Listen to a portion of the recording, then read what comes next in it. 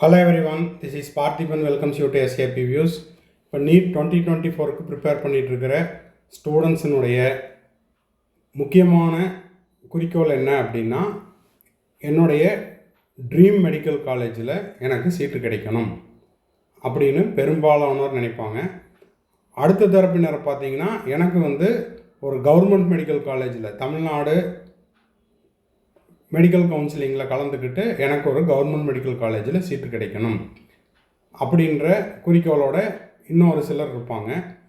இப்போ பார்த்தீங்கன்னா 18,073 ரூபாய் டியூஷன் ஃபீஸ் கட்டி 92.5%ல் உங்களுக்கு ஒரு கவர்மெண்ட் மெடிக்கல் காலேஜ் கிடைக்கணும் அப்படின்னா, அதுக்கான ரவுண்டு 1க்கான கட் ஆஃப் ரேங்க் என்ன இருந்துச்சு, ரவுண்டு 2க்கு எவ்வளோ இருந்துச்சு, ரவுண்டு 3க்கு என்ன ரேங்க்கு என்ன மார்க் இருந்துச்சு அப்படிங்கிறத பார்த்துட்டு, இப்போ 2024க்கு எவ்வளோ மாதிரி என்ன மார்க் இருக்கலாம் அப்படிங்கிறதையும் கட் ஆஃப் எக்ஸ்பெக்டட் கட் ஆஃபையும் நம்ம பார்க்க போகிறோம்.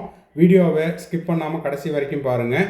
இப்போ நம்ம கலெக்ட் பண்ணியிருக்கிற எல்லா டேட்டாவுமே பார்த்திங்கன்னா 2023னுடைய cut off rank and mark base பண்ணி தான் நம்ம இந்த வீடியோ மேக் பண்ணியிருக்கிறோம். வீடியோக்குள்ளே போகிறதுக்கு முன்னாடி ஸ்க்ரீனில் தெரிகிற என்னோடய நம்பரை நோட் பண்ணிக்கோங்க.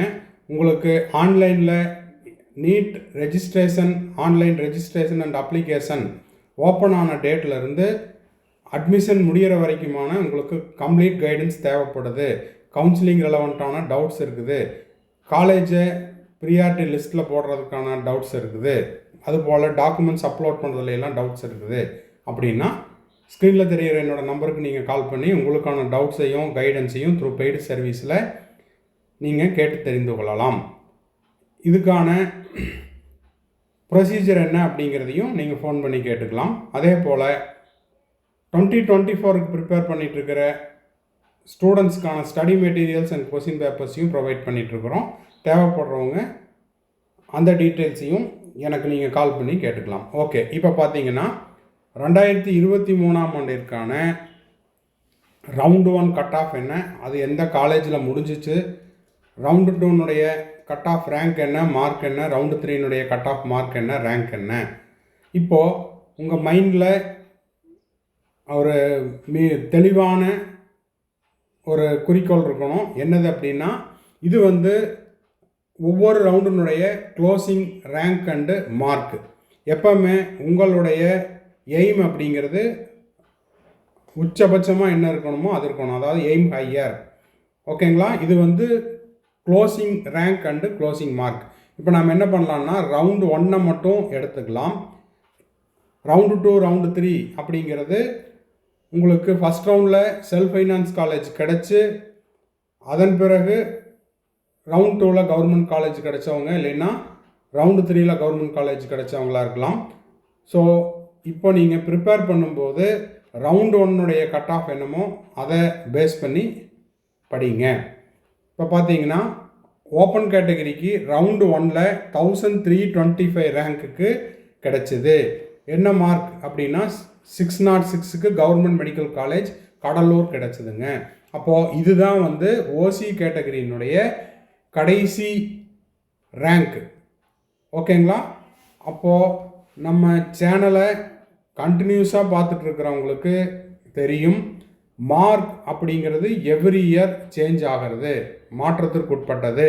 எதனால் அப்படின்னா, கட் ஆஃப் மார்க் அப்படிங்கிறது every year number of students எத்தனை பேர் அப்பியர் ஆகிறாங்க, அவங்களுடைய பர்ஃபார்மன்ஸ் ஆஃப் த எக்ஸாம் எப்படி இருக்குது, standard of the question paper எப்படி இருந்துச்சு, அந்த கொஸ்டின் பேப்பருக்கு ஸ்டூடெண்ட்ஸ் எப்படி பர்ஃபார்ம் பண்ணுறாங்க, அதே போல் அந்த கேட்டகிரிக்கான காம்படிஷன் லெவல் எவ்வளோ இருக்குது அப்படின்றது எல்லாம் கால்குலேட் பண்ணி தான் கட் ஆஃப் மார்க் அப்படிங்கிறது எவ்ரி இயர் டிஃபர் ஆகும்.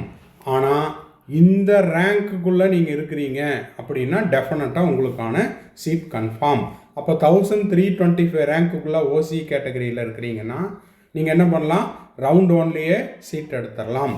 அப்போது இந்த 1325 அப்படிங்கிறது ரவுண்டு 1க்கான கடைசி ரேங்க். மார்க் ஜஸ்ட் தெரிஞ்சு வச்சுக்கோங்க. இந்த மார்க்காகவும் இருக்கலாம், ஆர் இதுக்கு மேலே ஒரு 10 மார்க்காகவும் இருக்கலாம், ஆர் இதுக்கு கீழே ஒரு 10 மார்க்காகவும் இருக்கலாம். புரிஞ்சுதுங்களா? +or -10. அது ஆஃப்டர் மே 5க்கு பிறகு தான் தெரியும். ஆஃப்டர் த நீட் எக்ஸாமுக்கு அப்புறம் தான் தெரியும். பிசி கேட்டகரியாக இருந்தால் 3118 வரைக்கும் கவர்மெண்ட் மெடிக்கல் காலேஜ் நீல்கிரிஸில் 560 மார்க்கு கிடச்சிது. பிசிஎம்முக்கு 4013 ரேங்க்குக்கு ரவுண்டு 1ல் 542 மார்க்குக்கு கவர்மெண்ட் மெடிக்கல் காலேஜ் நீல்கிரிஸ் கிடச்சிது. எம்பிசி டிஎன்சிக்கு பார்த்தீங்கன்னா 4589 ரேங்க்குக்கு 532 மார்க்குக்கு கவர்மெண்ட் மெடிக்கல் காலேஜ் நீல்கிரிஸ் கிடச்சிதுங்க. எஸ்சி கேட்டகரிக்கு 9214 ரேங்க்குக்கு 452 மார்க்குக்கு கவர்மெண்ட் மெடிக்கல் காலேஜ் நீல்கிரிஸ் கிடச்சிது. எஸ்சிஏ கேட்டகரிக்கு 12797 ரேங்க்குக்கு, இது வந்து அவங்களுடைய கம்யூனல் ரேங்க், 383 மார்க்குக்கு கவர்மெண்ட் மெடிக்கல் காலேஜ் நாகப்பட்டினம் கிடைச்சது. எஸ்டி கேட்டகரிக்கு 14234 ரேங்க்குக்கு 355 மார்க்குக்கு கவர்மெண்ட் மெடிக்கல் காலேஜ் கள்ளக்குறிச்சி கிடைச்சது. அப்போது இந்த மார்க் அப்படிங்கிறது எல்லாமே மாற்றத்திற்கு உட்பட்டது. கண்டிப்பாக இதை விட குறையலாம், இதை விட அதிகமாகவும் இருக்கலாம். நீங்கள் ஞாபகம் வச்சுக்க வேண்டியது இந்த ரேங்க் மட்டும்தான். ஓசியாக இருந்தால் 1325, 3118, 4013 ஃபார் பிசிஎம், எம்பிசிக்கு 4589, எஸ்சி கேட்டகரிக்கு 9214, எஸ்சிஏ கேட்டகரிக்கு 12797 ரேங்க்கு, எஸ்டி கேட்டகரிக்கு 14234. இது எல்லாமே round 1 cut off rank mark வந்து உங்களுக்கு ஸ்க்ரீன்லேயே தெரியுது, பார்த்துக்குங்க. ரவுண்ட் 2ல் பார்த்தீங்கன்னா 1442 ரேங்க்குக்கு 602 மார்க்குக்கு கவர்மெண்ட் மெடிக்கல் காலேஜ் கிடைச்சிது. பிசி கேட்டகரிக்கு 3302 ரேங்க்குக்கு 556 மார்க்குக்கு என்ன காலேஜ் கிடைச்சதுன்னா government medical college Nagapattinam. Round 2ல் 4071 ரேங்க்குக்கு 541 மார்க்குக்கு கவர்மெண்ட் மெடிக்கல் காலேஜ் நாகப்பட்டினம் கிடைச்சிது. எம்பிசி டிஎன்சிக்கு 4712 ரேங்க்குக்கு 530 மார்க்குக்கு கவர்மெண்ட் மெடிக்கல் காலேஜ் நீல்கிரிஸ் கிடைச்சது. 9431 ரேங்க்குக்கு 448 மார்க்குக்கு கவர்மெண்ட் மெடிக்கல் காலேஜ் நீல்கிரிஸ் கிடைச்சது. 12836 ரேங்க்குக்கு எஸ்சிஏ கேட்டகரிக்கு 382 மார்க்குக்கு கவர்மெண்ட் மெடிக்கல் காலேஜ் நாகப்பட்டினம் கிடைச்சது. எஸ்டி கேட்டகரிக்கு 14234. இப்போ இங்கே பார்த்தீங்கனாலே தெரியும், ரவுண்டு 1க்கும் ரவுண்டு 2க்கும் ரேங்க்கில் எந்த மாற்றமுமே இல்லை. அப்போ இங்கே ரவுண்டு 1லேயே என்ன ஆயிடுச்சு, எஸ்டி கேட்டகரிக்கான சீட் எல்லாமே ஃபில்லப் ஆயிடுச்சு. அப்போது இதிலிருந்து நம்ம தெரிஞ்சுக்க வேண்டியது என்ன அப்படின்னா, ஃபஸ்ட்டு ரவுண்டில் நம்ம சீட் எடுத்துடணும். ரவுண்டு 2 ரவுண்டு 3 பற்றி நம்ம இப்போதைக்கு நீட் எக்ஸாம் எழுதி முடிக்கிற வரைக்கும், நம்மளுடைய ரேங்க் லிஸ்ட் வர்ற வரைக்கும் அதை வந்து நம்ம என்ன பண்ணக்கூடாது, கன்சிடர் பண்ணவே கூடாது. உங்களுடைய மைண்டில் ரவுண்டு 1 கட் ஆஃப் ரேங்க் என்னமோ அது மட்டும்தான் இருக்கணும். இந்த ரேங்க்குள்ளே எனக்கு ஒரு சீட்டு கிடச்சிடணும், இந்த ரேங்க்குள்ளே நான் வந்துடணும், ஓகேங்களா? அது மட்டும் இல்லாமல் நீங்கள் எந்த கேட்டகரியாக இருந்தாலும் உங்களுடைய கட் ஆஃப் வந்து ஓசி கேட்டகரிக்கான ரேங்க் என்னமோ அதுக்குள்ளே இருந்துட்டிங்கன்னா, ஓகேங்களா? ஓசி 1325 இருந்துட்டிங்கனால நீங்கள் வந்து எந்த கேட்டகரியாக இருந்தாலும் நீங்கள் தாராளமாக ஓசி கேட்டகரிக்குள்ளே வந்துடலாம்.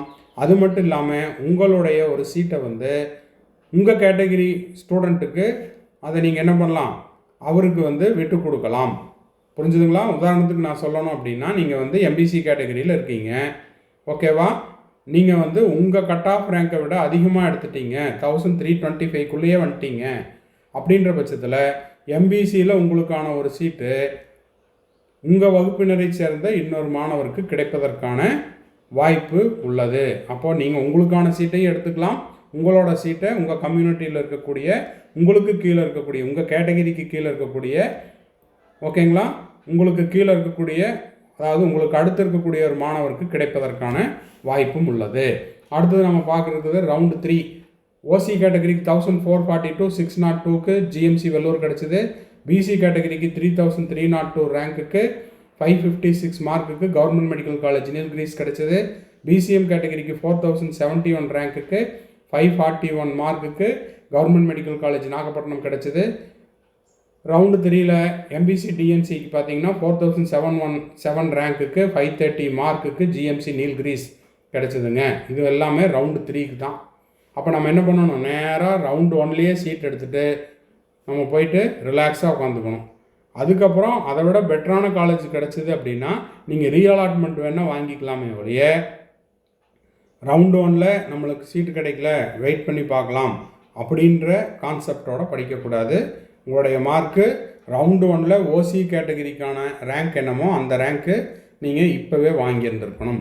அதை பிளான் பண்ணி ப்ரிப்பேர் பண்ணுறக்கு ஆரம்பிச்சிருங்க. ஓகேங்களா? எஸ்சி கேட்டகரிக்கு ரவுண்டு 3ல் 9431 ரேங்க்குக்கு 448 மார்க்குக்கு கவர்மெண்ட் மெடிக்கல் காலேஜ் நீல்கிரிஸ் கிடச்சிது 2023.